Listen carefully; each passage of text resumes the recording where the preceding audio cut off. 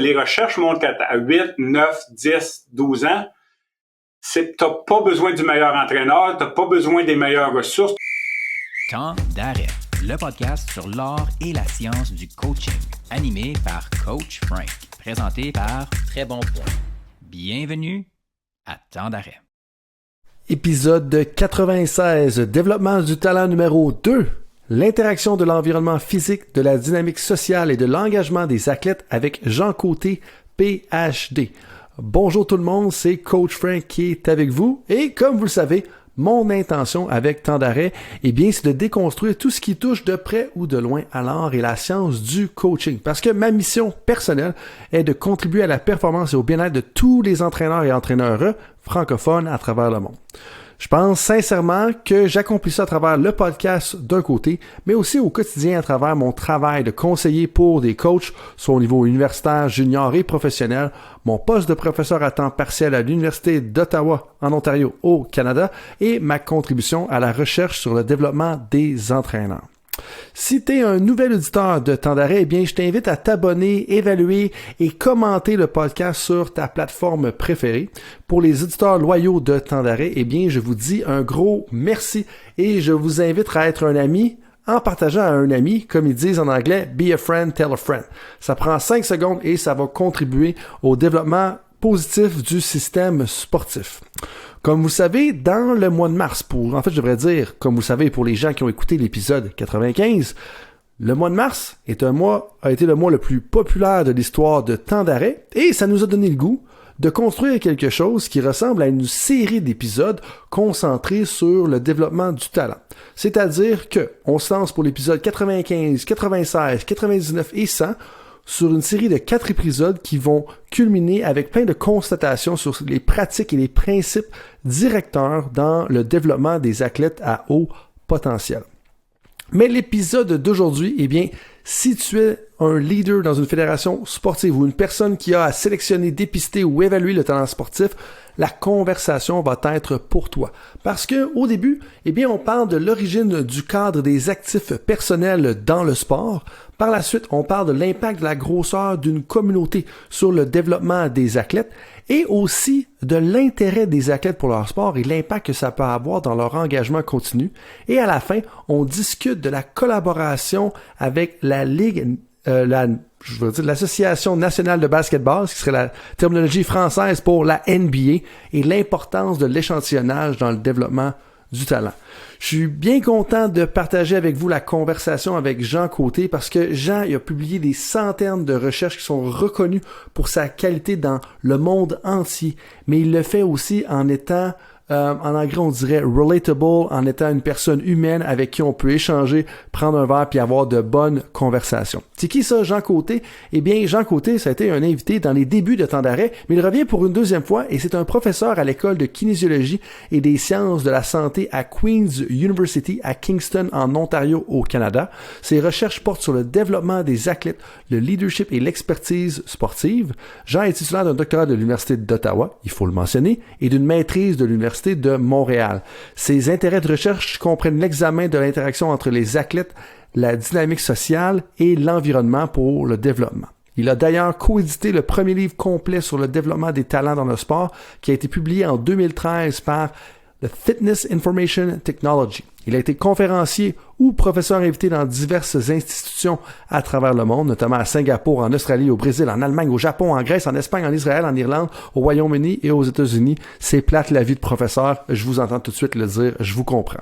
Jean a également aidé différentes organisations internationales en tant que conseiller en recherche ou en rédigeant des documents de synthèse, notamment le Comité international olympique, la Fédération nationale des associations de lycéens d'État, la Société orthopédique américaine de médecine sportive et j'en passe. Ça inclut même la NBA, comme je vous mentionnais tout à l'heure, et la Premier League en Angleterre. Bref, c'est avec grand plaisir que je vous partage ma deuxième conversation formelle, parce qu'il y en a plusieurs informelles, avec la grande personne et le grand chercheur qu'est Jean Côté, professeur à l'Université de Queen's à Kingston, en Ontario, au Canada.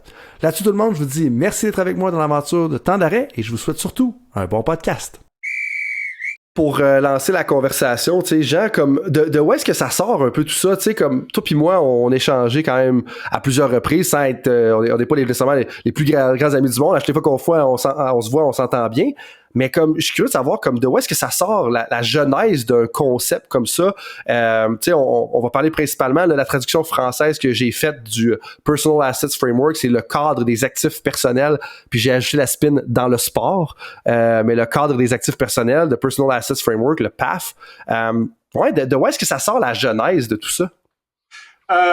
J'ai été, ça fait un bout de temps que, je sais pas, peut-être là, j'ai commencé à penser à ça peut-être là 10-12 ans. J'ai été invité dans des conférences pour présenter mes travaux, pour présenter la recherche. Puis, je me rappelle, j'étais dans l'avion et puis j'essayais de conceptualiser un petit peu tous les éléments qui sont importants lorsqu'on parle du développement de l'athlète. Et puis, alors, j'ai fait beaucoup de recherches sur les activités des jeunes, tu sais, le déroulement de l'expertise. Comment est-ce que les jeunes se rendent et deviennent experts ou deviennent athlètes professionnels. Alors, ça, c'était les activités. Et puis, j'ai fait de la recherche au niveau du coaching, alors, OK, il y a un coach, il y a des activités.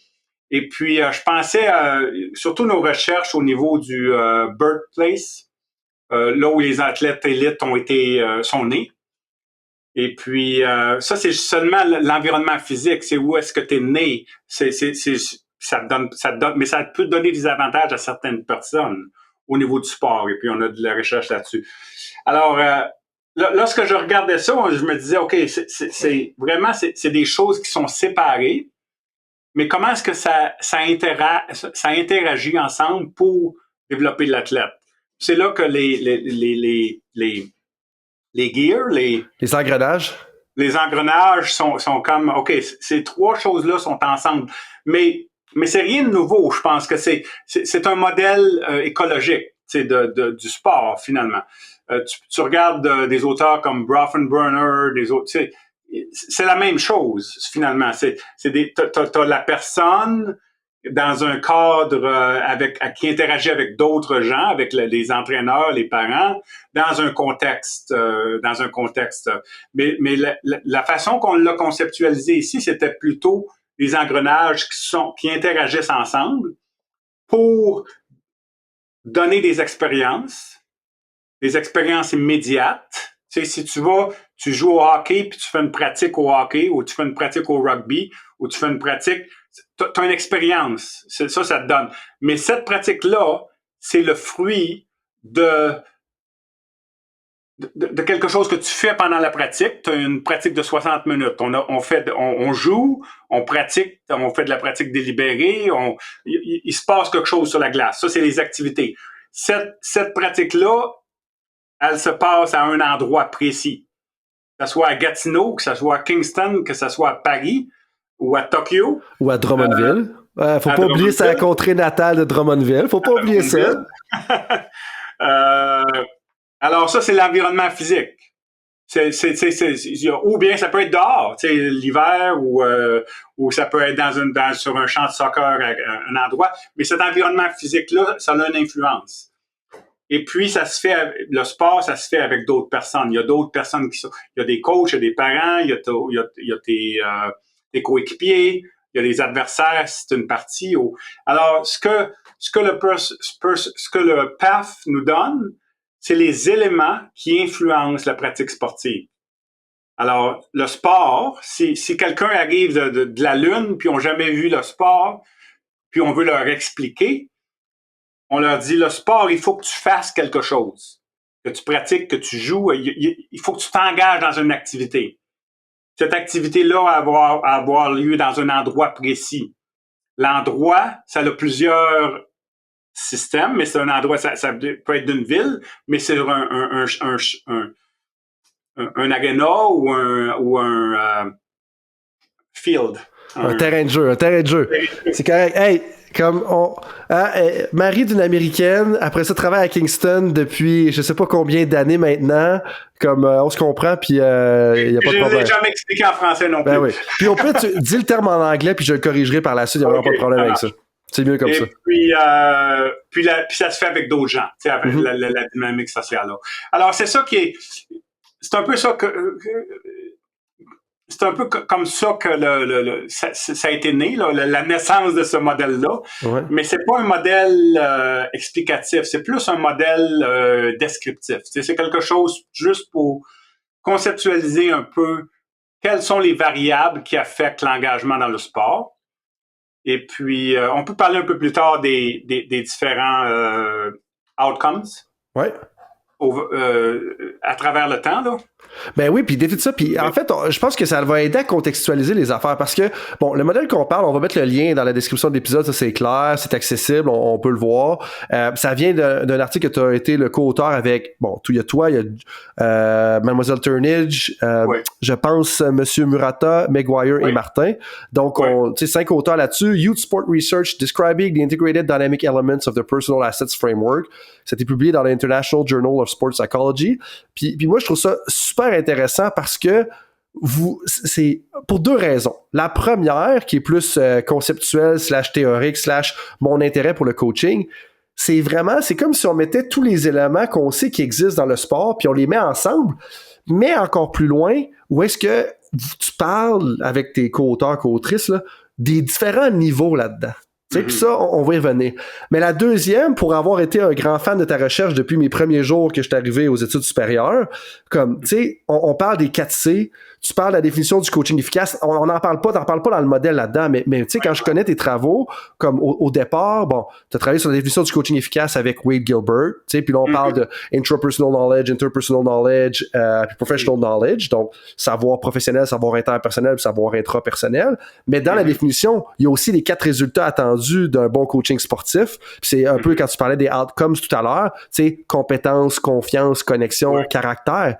Puis c'est là que je trouve ça intéressant parce que c'est comme si tu rassemblais quand même pas mal de morceaux de ta carrière de chercheur, tu sais. Puis ça devait être le fun à faire parce que, tu sais, quand tu passes 20, 25 ans, peut-être que je te rajeunis, là, peut-être même, en fait, j'oserais dire même 30 ans. Non, quasiment 30 ans. Quasiment 30 ans dans la recherche, dans le coaching, tu sais, t'envoies des affaires, puis comme t'as interagi avec tellement de monde, c'est comme un rassemblement de plein d'idées, là.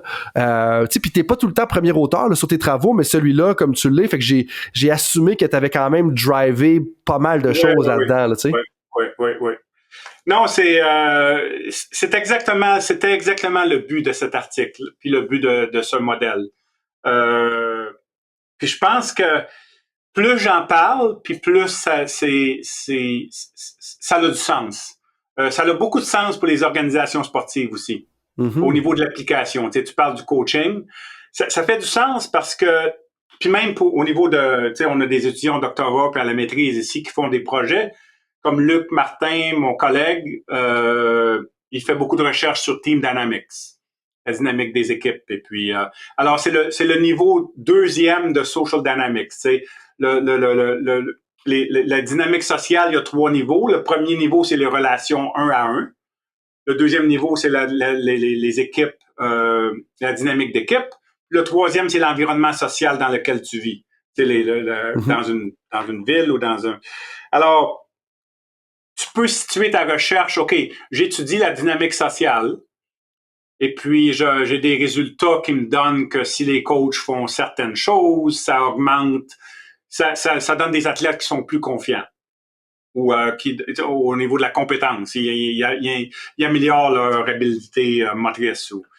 Mais je pense que ce qui est important, c'est de situer cette étude-là dans d'autres. Il faut essayer de contrôler pour l'environnement physique, puis il faut essayer de contrôler pour les activités qui sont faites aussi. Parce que ça va affecter aussi Alors, je pense que c'est très difficile de contrôler toutes les variables qui affectent le sport, mais c'est important au moins de les considérer puis de dire, ça, c'est seulement je regarde seulement qu'une petite variable qui affecte des conséquences, qui donne des conséquences à long terme ou à court terme, au niveau de l'engagement, de la participation.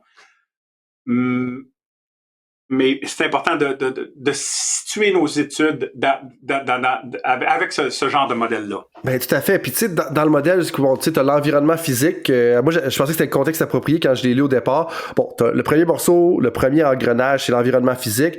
Il y a la dynamique sociale, donc l'environnement social. Puis bon, il y a l'engagement personnel dans le sport, donc les activités sportives. Puis j'en parlais justement avec un coach de tennis là, ce matin, tu sais, parce que bon, j'avais un petit modèle que je travaillais sur comment organiser la performance, puis comment gérer comme coach. Puis on disait, tu sais, l'idée des engrenages, pour moi, ça parle beaucoup parce que tu sais, c'est pas vrai qu'on peut juste isoler. Parce que là, il y a quelques instants, tu parlais de comment est-ce qu'on peut contrôler ça. Mais on peut pas isoler le côté physique du côté social. On peut pas isoler le côté social du côté de l'activité parce que le sport que tu joues, que ce soit le hockey ou le patinage artistique, ça a une influence sur la dynamique sociale. Tu es une athlète potentiellement de calibre national en patinage artistique à 16 ans. Ça se peut que ton expérience soit pas mal plus solitaire puis plus 1 à 1 que si t'es un joueur à première année dans le hockey junior majeur. T'sais. Fait que c'est complètement dynamique. Puis tout ça, fait que l'engrenage renvoie que, OK, une des engrenages, une des gears, ben, influence les deux autres. Puis ça, je pense que l'analogie est quand même importante parce que des fois, on a tendance à les prendre en isolation, mais c'est pas ça la job d'un coach, tu sais. Puis je sais pas si c'est un peu ça que tu voulais voir ou qu'est-ce que tu en penses là-dessus, mais moi, ça, je trouve ça quand même important comme distinction versus peut-être d'autres modèles qu'on voit. Oui, non, exactement. Puis je pense que ce qui est important aussi, c'est ton coach de tennis. Il y a de la recherche qui montre que au niveau des activités, avec les jeunes, par exemple, il faut qu'ils jouent. Et il faut qu'il y ait beaucoup de plaisir et moins de pratiques délibérées. OK, ça, on met ça dans l'engrenage de Personal Engagement in Activities. Parfait. Mais si ça, c'est fait, puis le coach fait ça, mais si le coach est abusif, puis il n'y a pas de relation, il n'y a pas de bonne relation avec... Ça détruit un peu tout ce qui... Ça mène pas vraiment aux conséquences qu'on veut achever. Fait que c'est important de considérer le sport de considérer toutes ces variables-là ensemble. C'est là que ça devient très, très complexe. Mm-hmm. Parce que tu peux dire à un entraîneur, OK, il faut que tu sois très bon et que tu joues du leadership transformationnel, tout ça, que tu dois parler à tes athlètes, les écouter. Mais si t'as des activités qui sont pas appropriées, dans un environnement, si t'as un terrain de soccer qui est trop grand, qui est trop gros, qu'il y a pas assez de joueurs, ben, ça fonctionnera pas. Fait qu'il faut vraiment penser à ces trois genres de variables-là, et puis chacun des niveaux, pour essayer de contrôler le plus possible la façon dont le sport est pratiqué. Puis c'est vrai que tu t'amènes justement au niveau, c'est vrai dans la direction que je voulais aller parce que comme je trouve que les niveaux c'est un élément important à prendre en considération. Ou est-ce que bon, tu sais, on va avoir à intervenir à ces différents niveaux, mais c'est quoi un peu l'idée derrière tout ça? Puis comment est-ce que tu en es venu? Fait que je donne un exemple concret.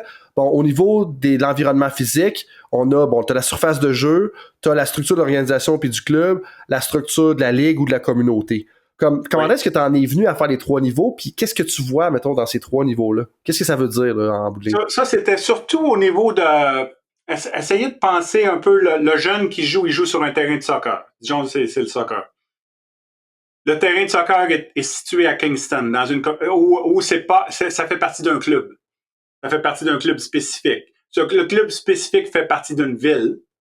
Mais alors, lorsqu'on a fait nos études sur les villes, on sait que les villes ont une influence. Les villes qui sont plus petites semblent être plus promouvoir le talent, le développement de talent.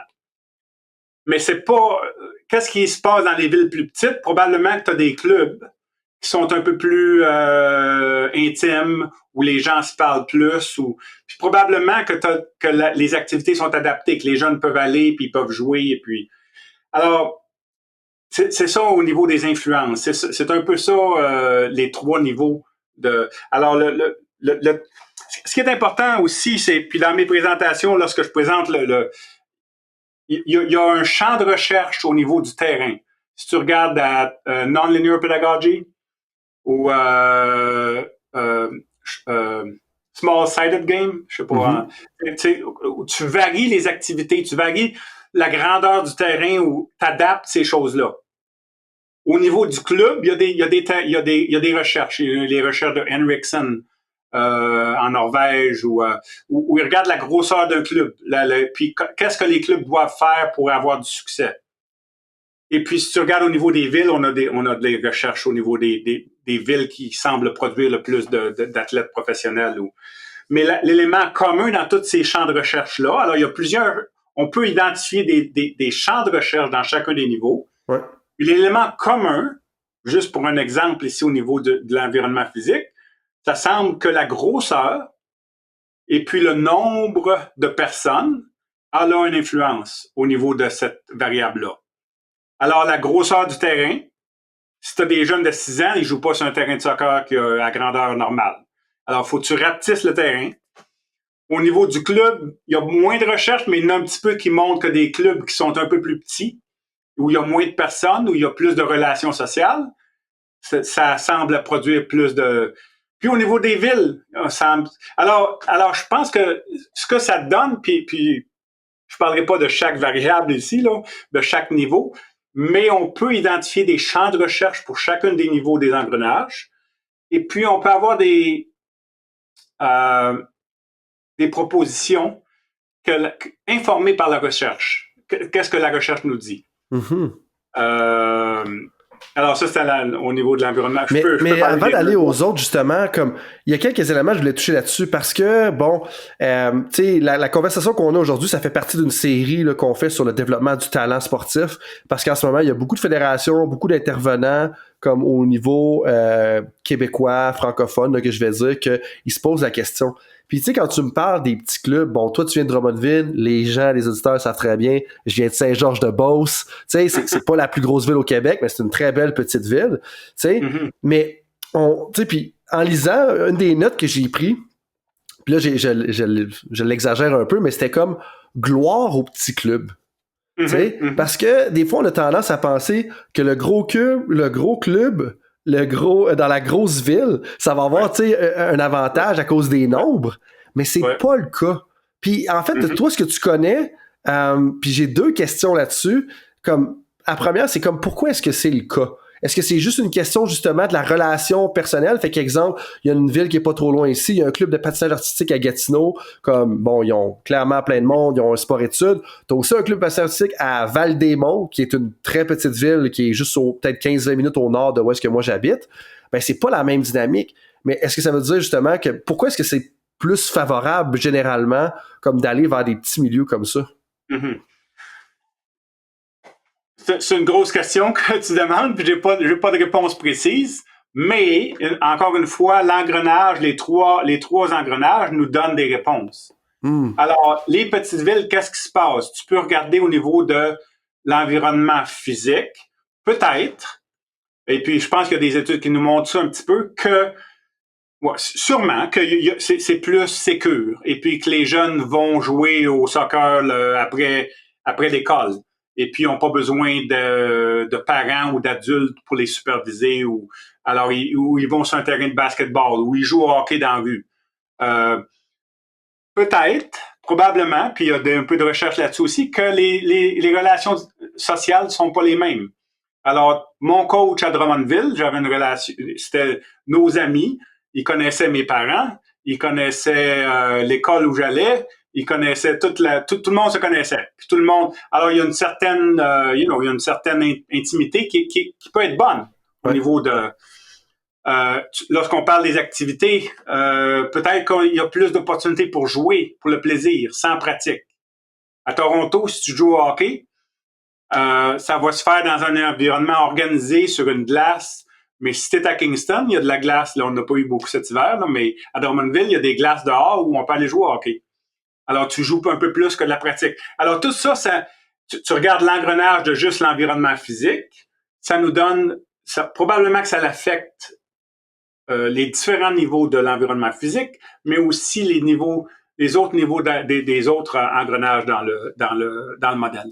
Puis tu sais, quand tu dis ça, ça me parle beaucoup parce que j'ai l'impression, puis nous on est dans un secteur qui est un peu retiré justement de la communauté à Gatineau, tu sais, ça c'est comme un petit quartier en soi.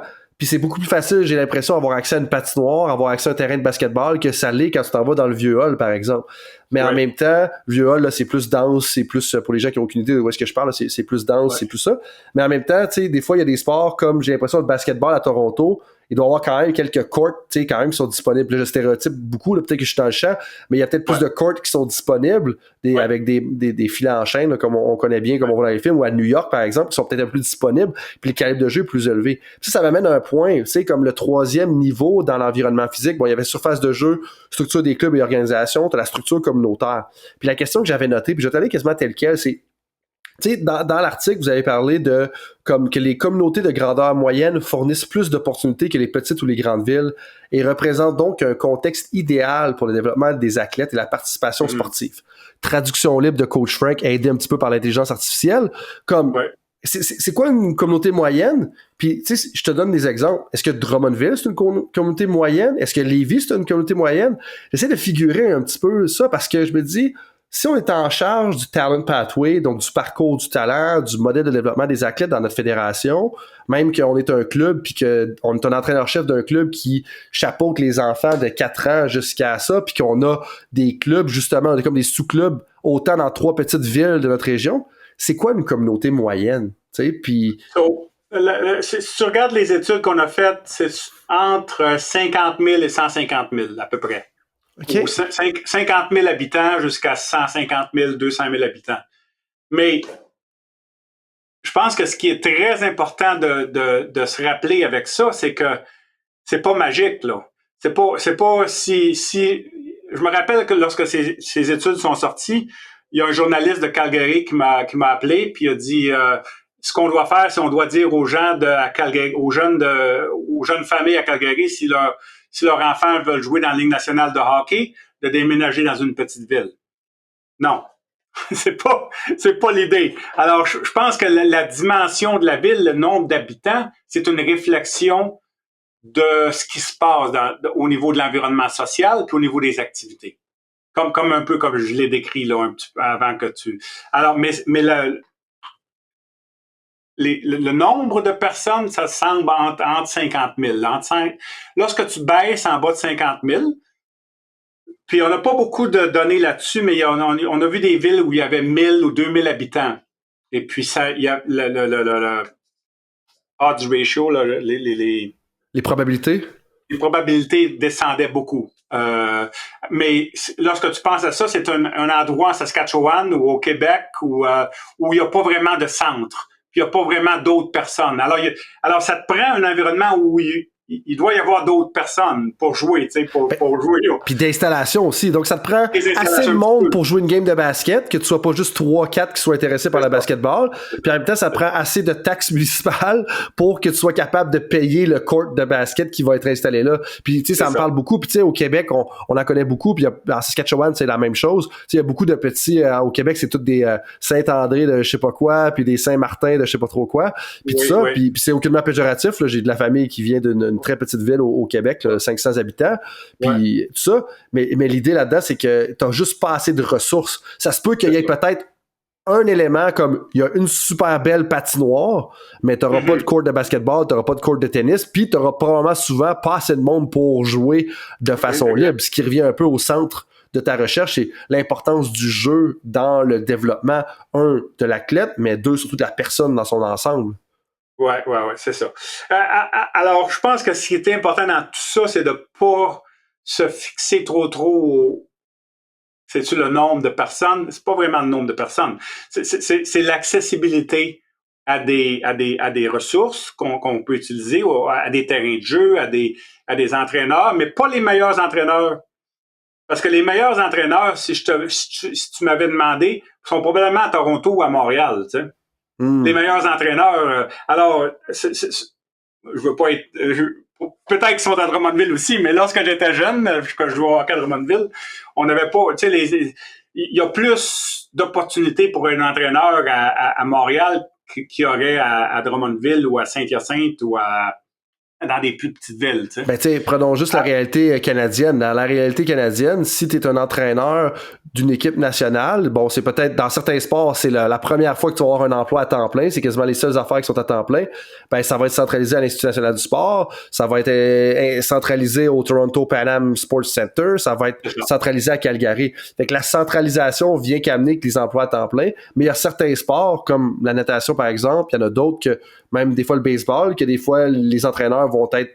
Il y a plus d'entraîneurs à temps plein dans certains sports que dans d'autres. Fait que je comprends très bien ce que tu veux dire. C'est rien de péjoratif contre les gens qui coachent dans certaines régions, mais c'est que les gens qui font ça de carrière et qui ont du succès, ben souvent vont être appelés à migrer vers des villes où est-ce qu'il y a de la centralisation. Ce qui est vraiment important dans tout ça, là, c'est de penser que toutes ces études-là, ça s'appelle birthplace, où les enfants sont nés. À un moment donné, si tu es un joueur de tennis à Drummondville, il va falloir que à 12, 13 ans, peut-être avant ça, je ne sais pas, il va falloir que tu déménages pour avoir un meilleur. Alors, mais c'est où tu commences à jouer et à faire du sport. Et je pense que les recherches montrent qu'à 8, 9, 10, 12 ans, t'as pas besoin du meilleur entraîneur, t'as pas besoin des meilleures ressources, t'as pas besoin de compétition, de voyager pendant 50, 200 kilomètres pour aller jouer une partie. Tu peux le faire localement avec les ressources qui sont là. Et puis, mais à un moment donné, il va falloir que tu déménages. Ouais. C'est pour avoir de meilleurs entraîneurs puis avoir. Alors, ce qu'on parle ici, c'est surtout ces premières années-là.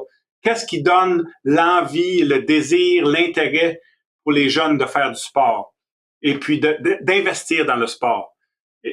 Alors, c'est ça, je pense que c'est important de faire cette distinction-là parce que les entraîneurs, t'en as besoin, là. À un moment donné, il faut que tu ailles.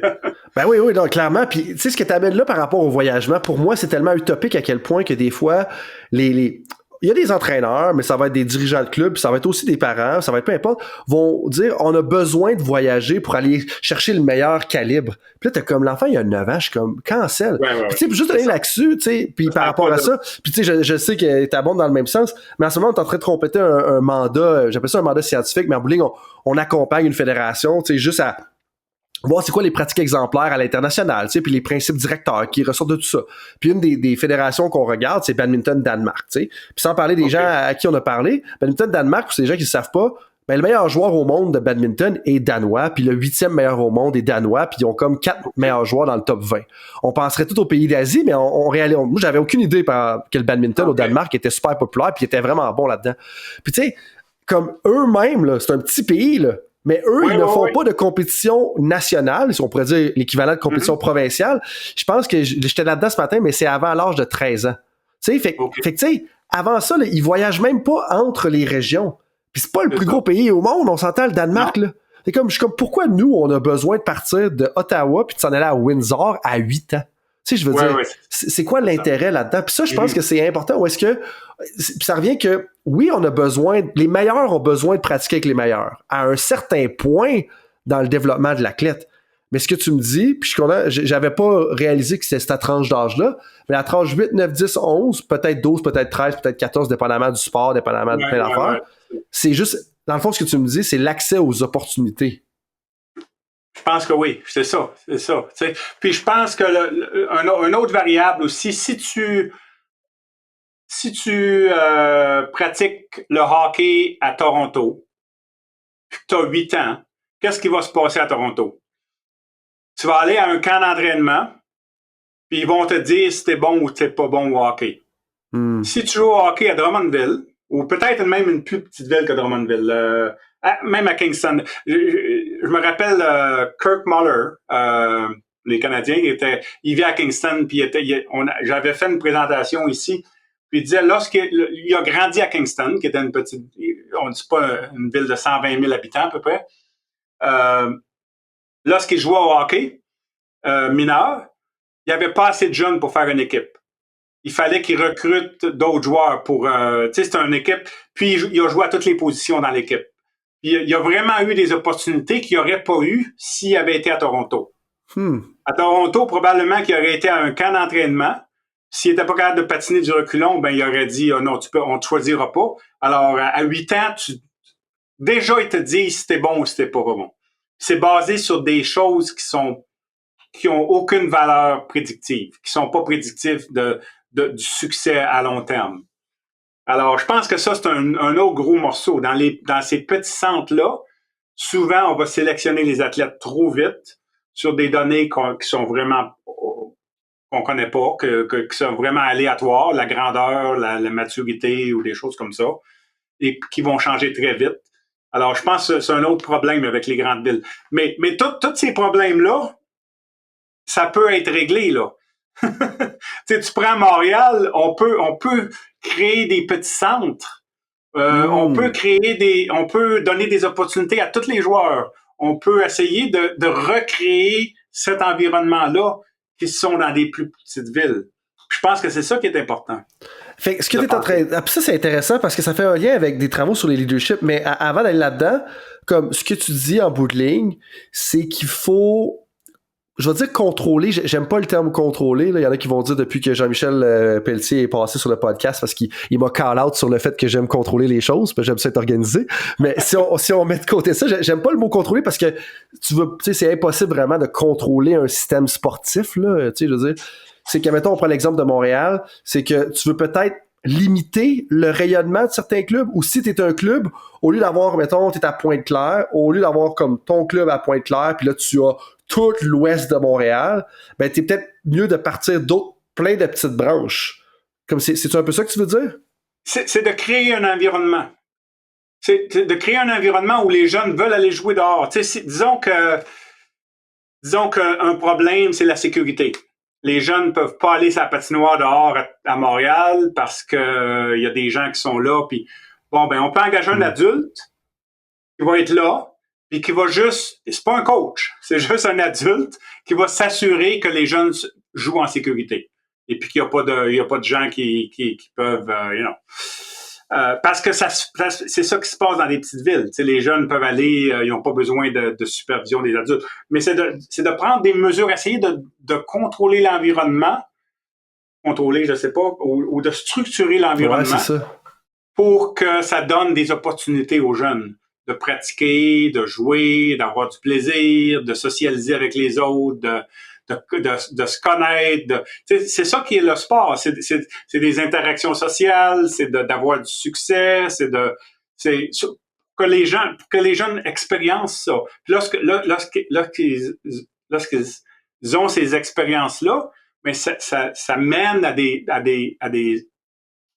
des conséquences à long terme qui sont très positives. Ben, c'est ça. Puis, tu sais, ce que tu mentionnais là, pour moi, ça fait plein de liens. La première, comme, j'avais pas réalisé ça jusque-là, mais tu sais, quand tu parlais de la communauté, puis le sentiment d'appartenance, puis le fait qu'ils sont allés d'un plus petit club, là, avec l'enfant, mais tu sais, je sais pas si t'as lu le livre Sapiens de Yuval Noah Harari, qui révise, bref, c'est un professeur israélien qui révise l'histoire au complet, puis il révise un peu l'histoire, mais le voit de façon alternative. J'invite les gens à le lire, on rentre pas là-dedans. Les gens qui ont lu, vous comprenez pourquoi qu'on rentre pas là-dedans. Puis, tu sais, c'est un livre juste de curiosité intellectuelle. Mais il mentionne comme de quoi que une fois qu'un groupe dépasse le chiffre de 150, comme quelque chose comme ça, on a comme besoin d'une entité comme un gouvernement, comme un pays, comme la religion pour nous rassembler parce qu'il y a une perte de sens et il y a une perte de sentiment d'appartenance.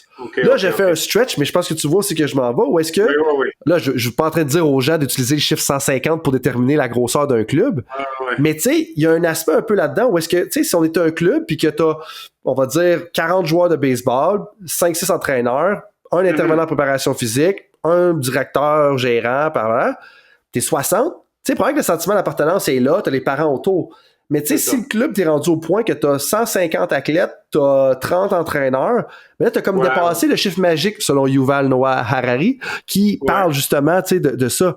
Fait que ça, c'est l'élément numéro 1 que je vois, puis comme je dis pas, vraiment, je dis pas de suivre le chiffre 150, mais l'idée que il y a un tipping point que c'est rendu comme trop de monde puis que là on se détache de la communauté, tu sais. C'est comme une gang qui a trop d'amis en bout de ligne. Tu te sens-tu autant dans la gang quand il y a 50 amis, tu sais, ou ça là, peut-être que je m'embarque, peut-être que c'est moi qui a pas tant d'amis que ça là, mais mais on se comprend là, tu sais là.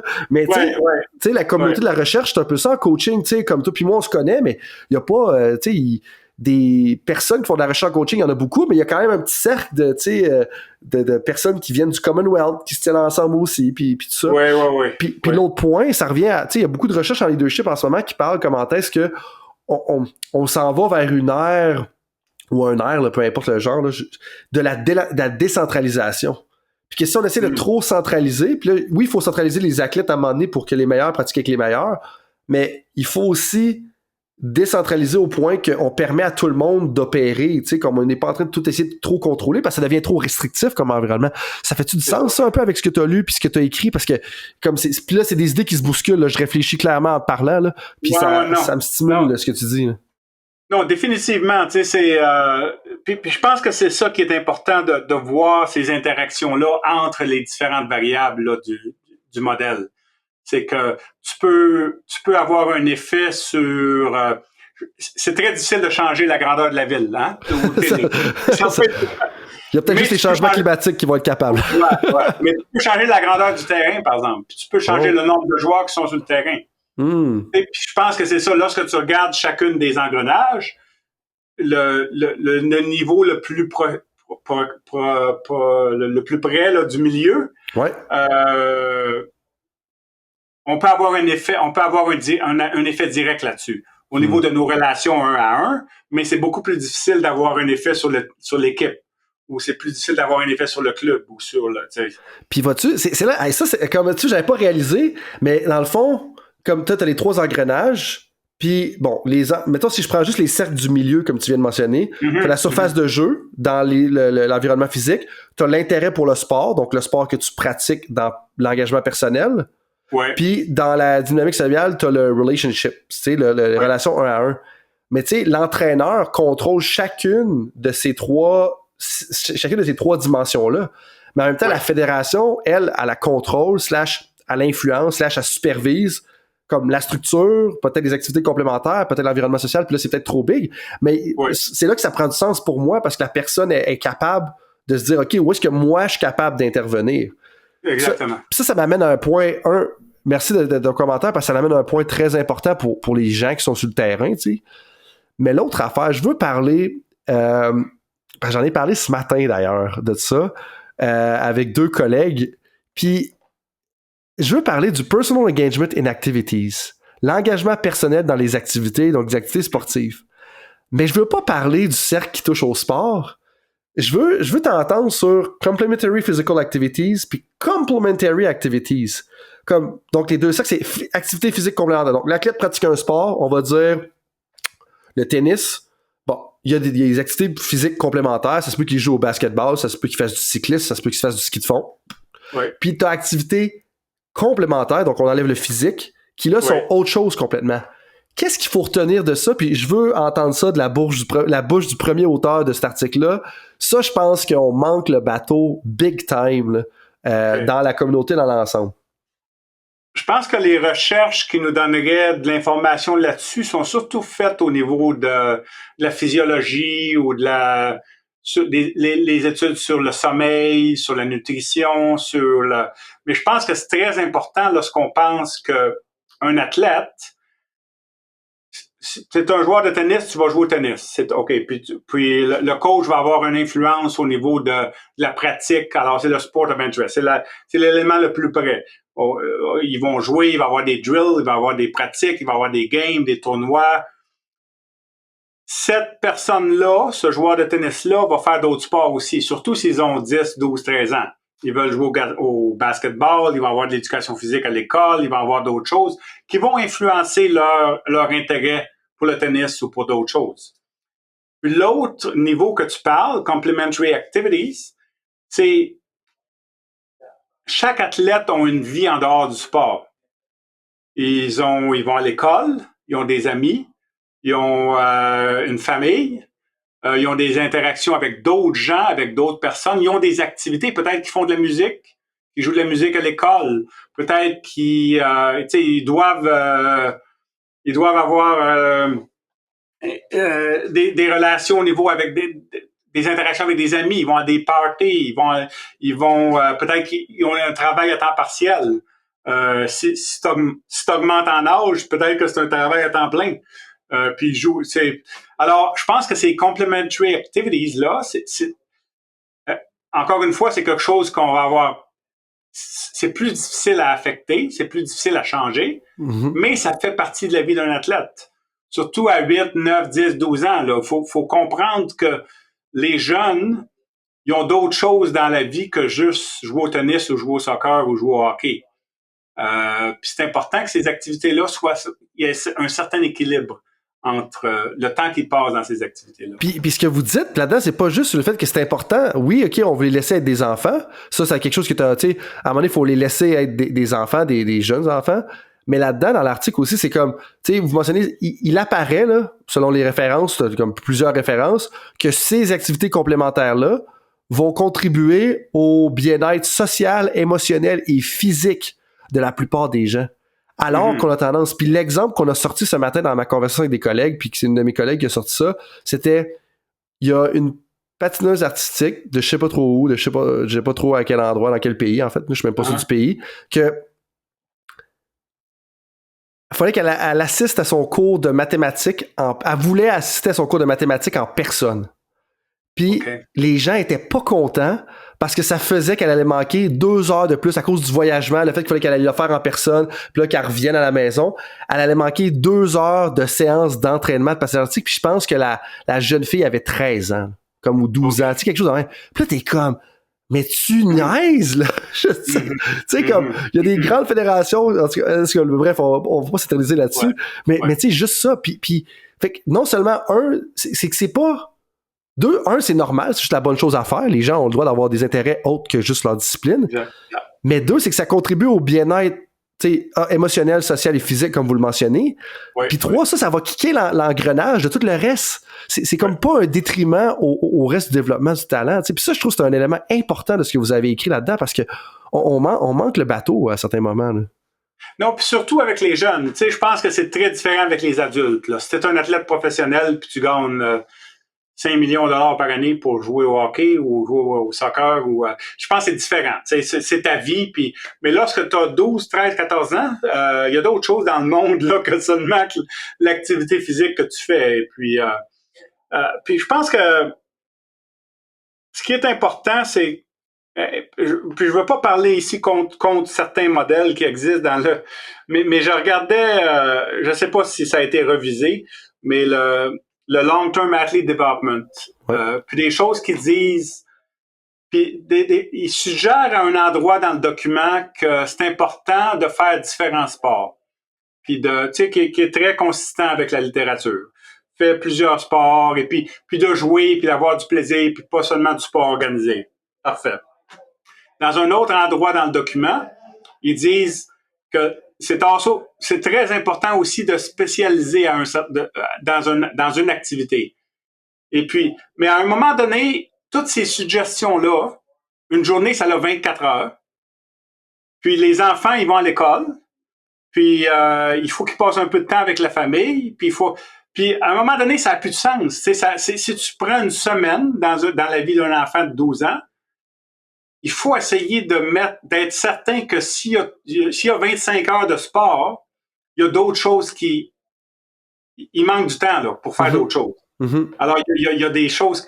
Alors, je pense que c'est important lorsqu'on fait des suggestions comme ça, c'est de comprendre que ça doit être équilibré avec d'autres activités qui sont aussi importants dans la vie des jeunes. Oui, puis des fois, c'est des problèmes avec les modèles. Comme le DLTA, il y a des pour, il y a des contre, tu sais, puis justement, puis moi, bon, c'est pas le critiquer, moi, je peux le faire.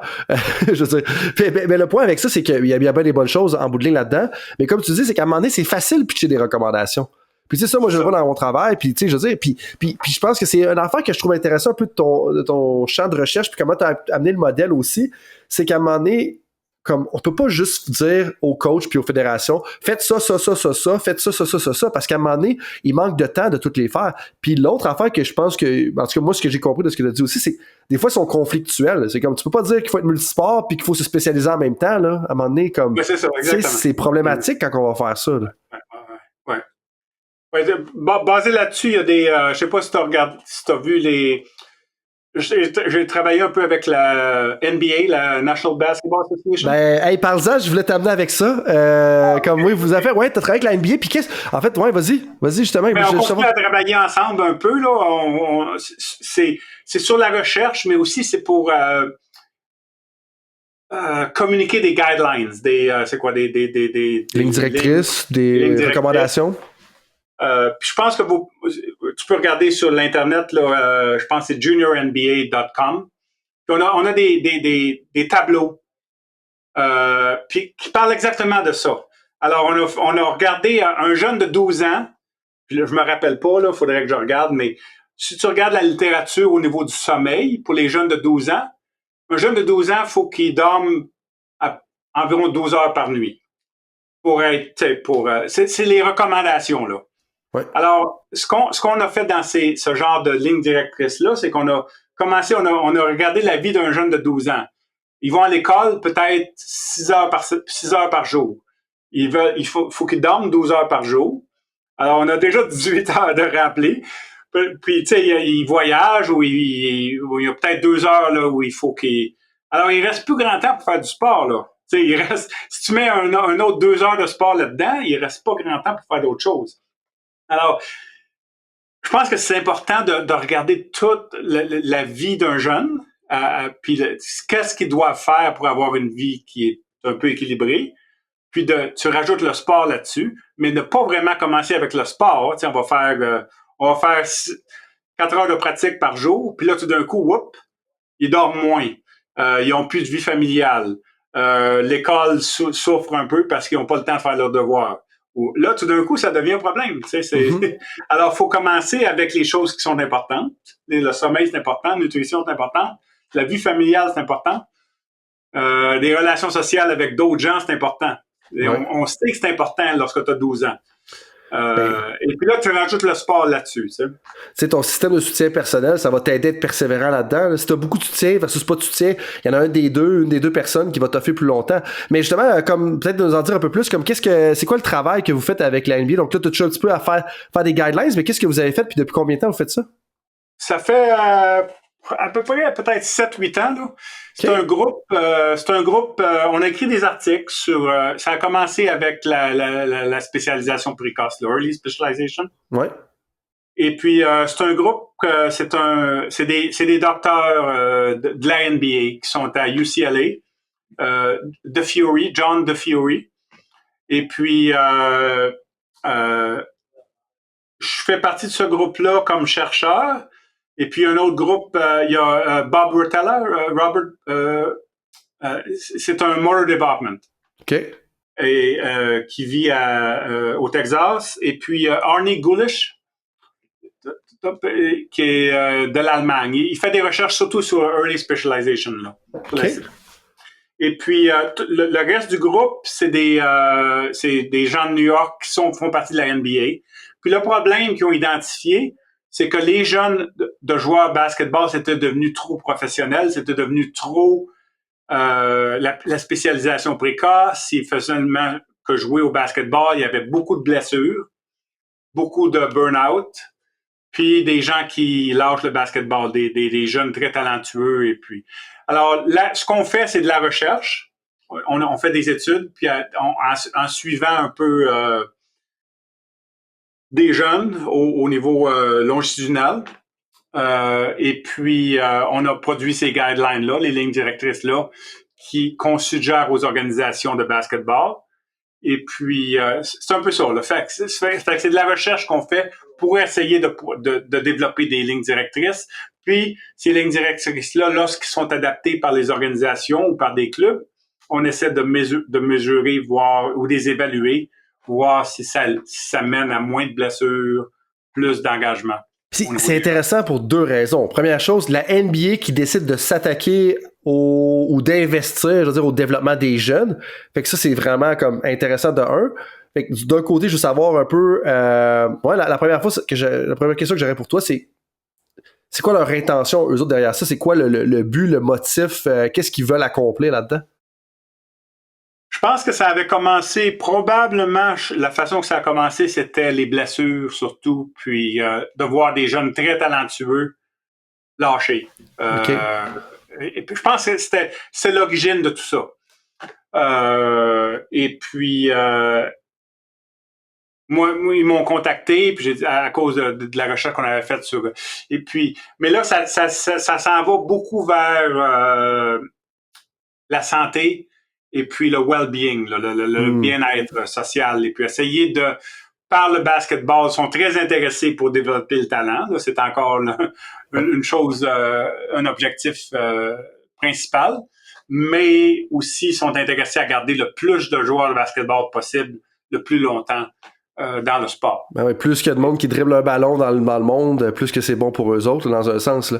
Puis, justement, comme ce qui est intéressant aussi de vos études, c'est que c'est longitudinal. Parce qu'il y a plein de commentaires qui ont été faits sur, justement, le multisport, la spécialisation, puis tout ça, mais c'est des fois un peu...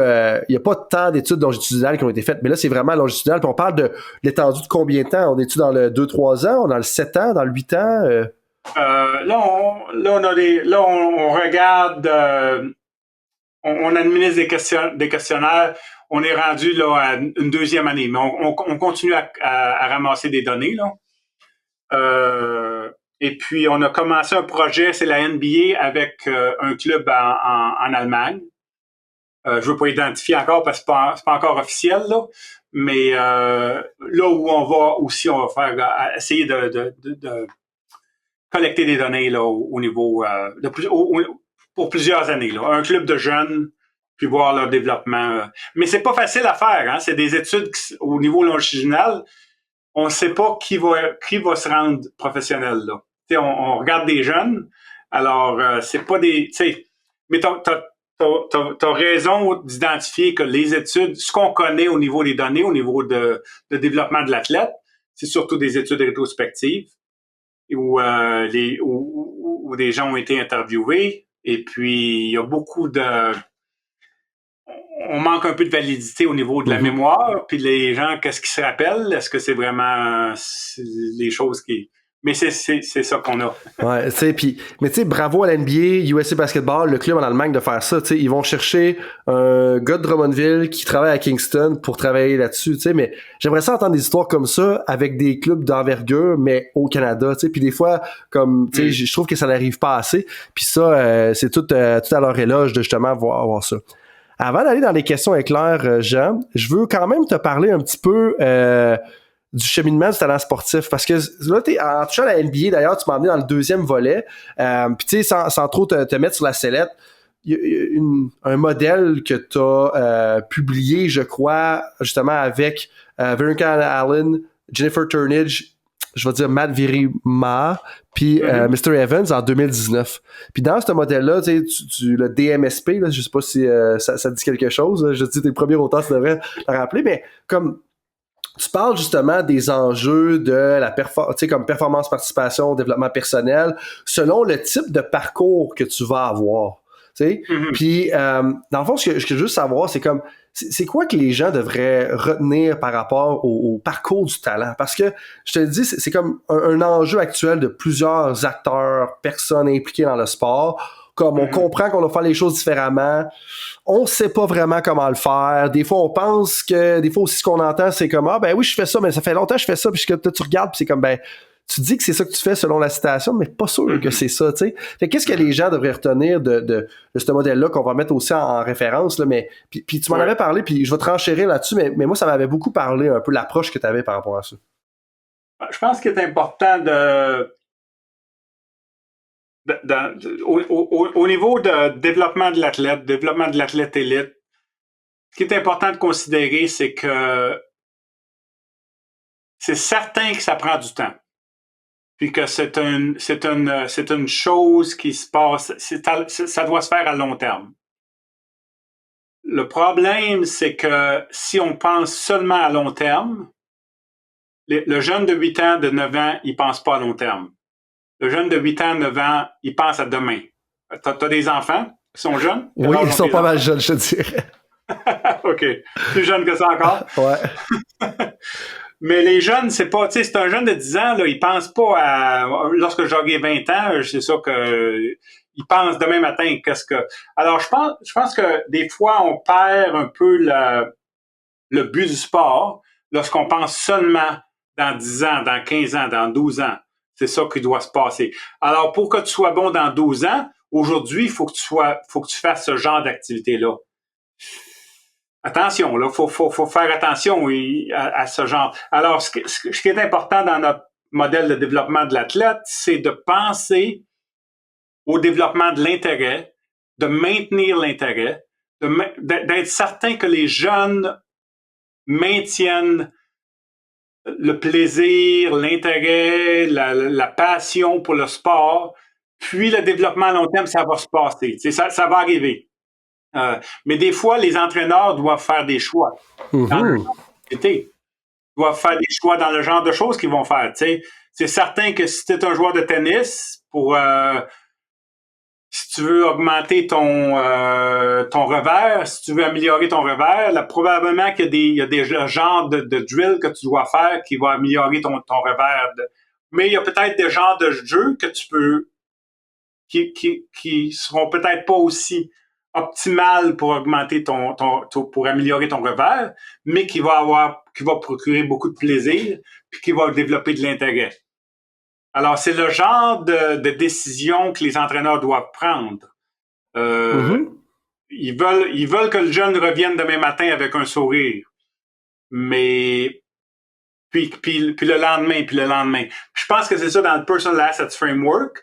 On a ce genre de objectifs à différentes timelines, à différents temps. Et puis, c'est important de penser l'expérience immédiate demain matin, mais l'expérience au niveau d'une saison, puis de plusieurs saisons ensemble qui vraiment mènent à l'expertise ou à l'engagement continu. Puis c'est intéressant que tu dises ça parce que il y a deux affaires. La première, il y a un des entraîneurs avec lesquels je travaille qui me parle tout le temps, il dit, tu sais, l'enjeu numéro 1, c'est la motivation.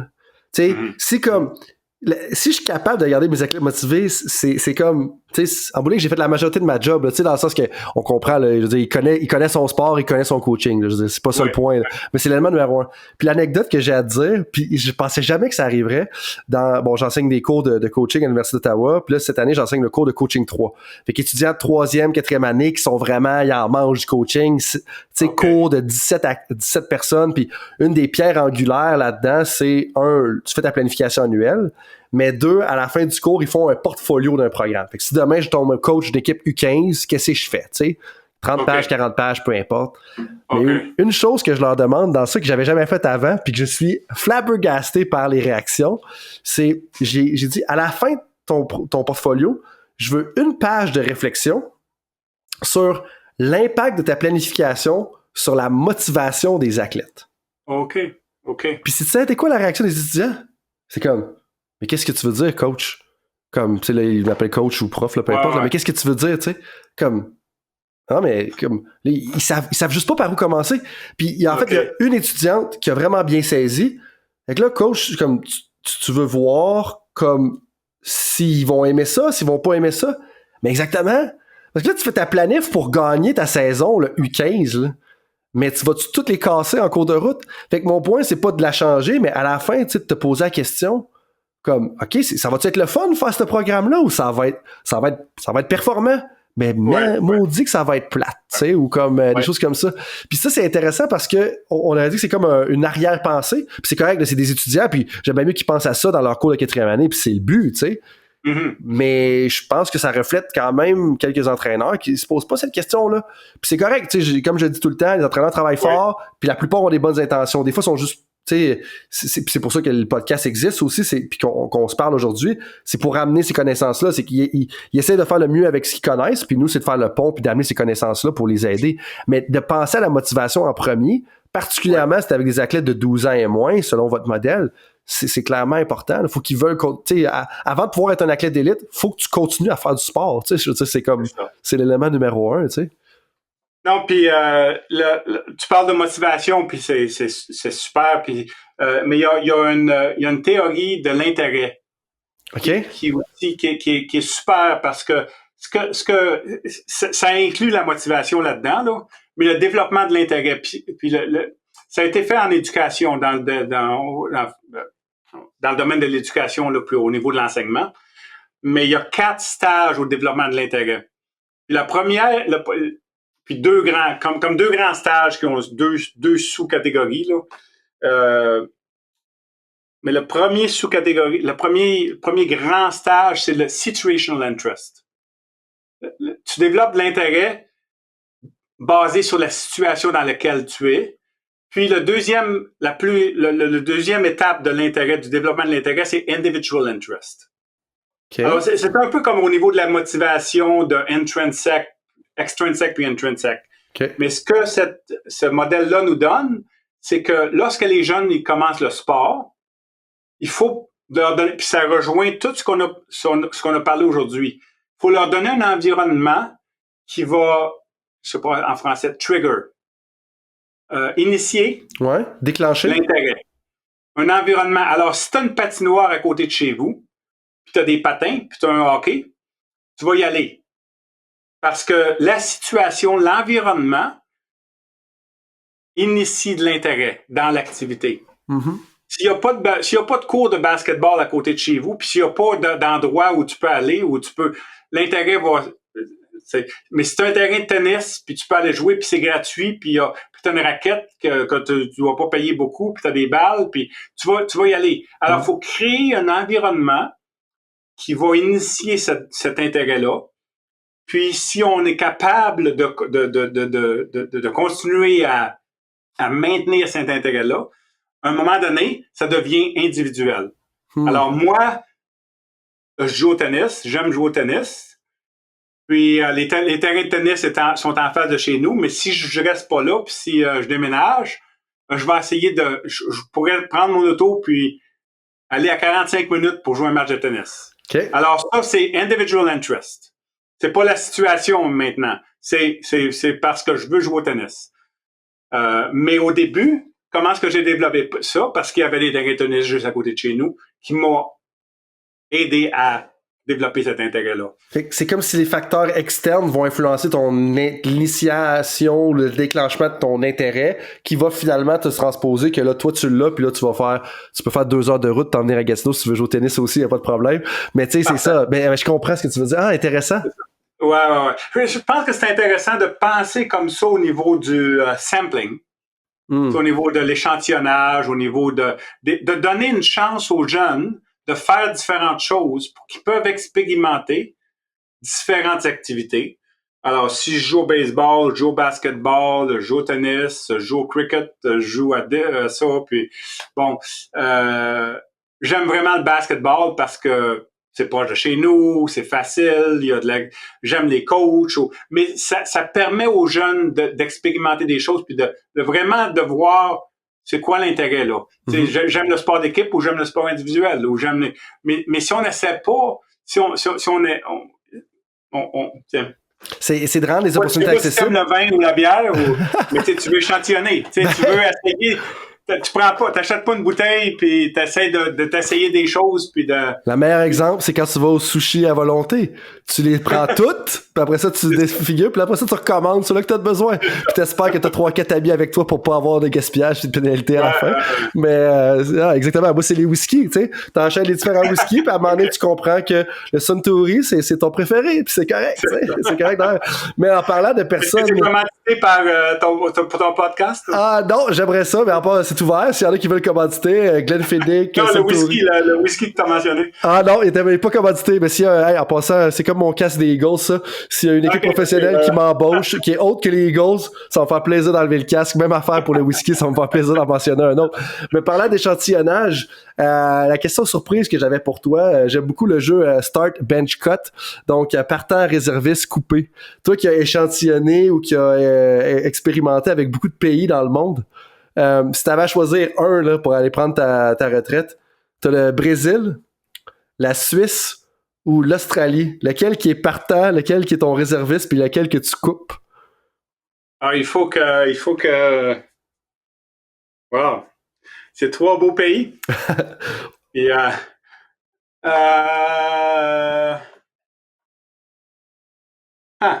si tu demanderais la même question à ma femme, peut-être que mais elle n'écoutera pas le podcast. Elle n'écoutera pas, c'est correct. Probablement l'Australie, mais c'est loin. Tout à fait. Il y a beaucoup de facteurs à considérer. C'est juste il y a la sécurité, il y a des pays, tu as mentionné, là, qui sont... Mais l'Australie, c'est un super de beau pays. Et puis, ouais. Tout à fait, tu fais bien de dire ça en plus avec le gilet de Cricket Australia. Ouais, Toi qui as eu à collaborer avec plusieurs organisations en Australie d'ailleurs.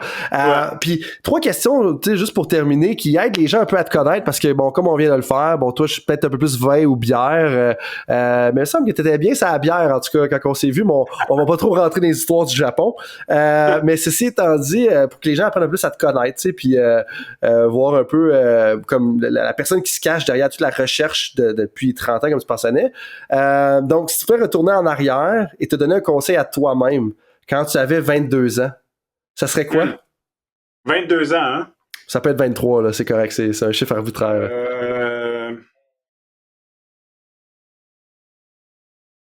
Je pense de mettre l'importance des relations personnelles, d'établir et puis de maintenir les relations avec les gens. Je pense que c'est quelque chose peut-être que j'ai réalisé un peu plus tard dans ma carrière. L'importance de... Lorsque tu fais un doctorat, lorsque tu fais de la recherche, c'est important de bien connaître les méthodes, de bien connaître la recherche, mais aussi c'est important d'avoir des relations qui permettent d'avoir une équipe ensemble qu'on peut travailler. Et puis, ouais, je pense que c'est important pour les jeunes de réaliser ça. C'est pas juste les compétences. Mm-hmm. C'est intéressant que tu dises ça parce que pour moi, comme j'ai trouvé justement, c'est quelque chose, tu sais, comme quand on va dans les conférences, comme t'es capable de parler avec tout le monde et tout ça. Puis justement, tu sais, je dois te dire un gros bravo parce que, tu sais, la qualité de la recherche que tu fais précède la quantité. Il y a de la quantité, là, don't get me wrong, t'en as quand même publié 1 ou 2. Je suis pas sûr que j'ai même pas compté, mais tu es en haut de 100 facilement, là. Mais tu sais, la qualité puis la quantité, mais tout aussi avec l'humilité puis l'accessibilité. Puis ça, pour moi, c'est une belle richesse, puis ça va avec un peu ton commentaire, tu sais, de pouvoir entretenir des relations avec les gens que, tu sais, c'est pas tous les chercheurs, là, dans le monde, là, puis qui sont comme ça, quand ils ont la qualité du dossier académique que tu as, puis vraiment, tu sais, je te lève mon chapeau, c'est vraiment quelque chose de qui pour moi est inspirant, tu sais, puis c'est important de toujours garder parce que c'est déjà plus le fun de pouvoir parler avec tout le monde. Mais en parlant justement de ton CV académique, qu'est-ce qui te rend le plus fier de ta carrière jusqu'à maintenant ou même de tes contributions?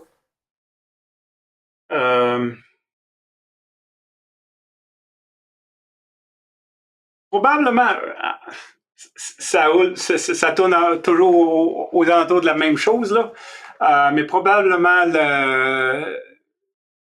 les étudiants avec qui j'ai travaillé et puis de voir leur succès puis de voir je pense ce qui me rend le plus fier, c'est des amis. Les étudiants avec qui j'ai développé, qui sont venus travailler à Queen's avec moi, qui ont fait leur doctorat, leur postdoc.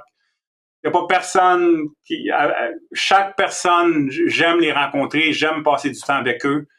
Et puis on a une relation amicale et puis je pense que c'est très important pour moi. Ils viennent du Brésil même pour aller travailler avec toi, là, tu sais, quand même, tu sais, je veux dire, c'est quand même significatif. Mais ça je pense que c'est quelque chose que on a fait des choses, on a publié, on a fait des conférences, écrit des livres, mais c'est les relations que j'ai pu maintenir avec ces gens-là. Et puis c'est des amis, là. C'est des gens que... Ouais. Super. Puis la dernière question, j'ai posée seulement à une personne à date, qui était André Lachance, parce que je me sentais assez confortable avec lui pour poser cette question-là. Je vais te la poser à toi, mais je vais t'expliquer un peu le thinking derrière ça. C'est que, bon, tu fais beaucoup de recherches sur, tu sais, le développement des jeunes, comme, tu sais, l'environnement, tu sais, Youth Sport Research, coaching transformationnel, puis, tu sais, comme il y a un aspect, je veux dire humaniste, là, je sais pas si on peut catégoriser là, mais un aspect humaniste quand même à ce que tu fais. Puis moi, la question que je vais te poser, puis je vais donner le temps de répondre en rajoutant à cette question-là, c'est quoi l'idée peut-être la plus fausse répandue à ton sujet? Puis l'orientation, c'est que des fois, on lit, mettons, des travaux de recherche comme les travaux que tu as faits, puis c'est comme si des fois, on veut pas pousser vers l'excellence. Puis là, je dis pas que c'est ça que tu as dit, mais comme est-ce que c'est, tu sais, ça, c'est le genre d'affaires que je me demande, est-ce que c'est les gens qui lisent tes travaux puis qui disent, non, mais finalement, on va jamais faire qu'un athlète, faudrait qu'il se rende à l'excellence puis on fait juste faire du sport pour juste faire du sport. Tu sais, comme, c'est le genre de question un peu que je me demande, est-ce que c'est une idée fausse que les gens ont peut-être quand ils vont lire tes travaux? Parce que moi, je pense que c'est pas ça.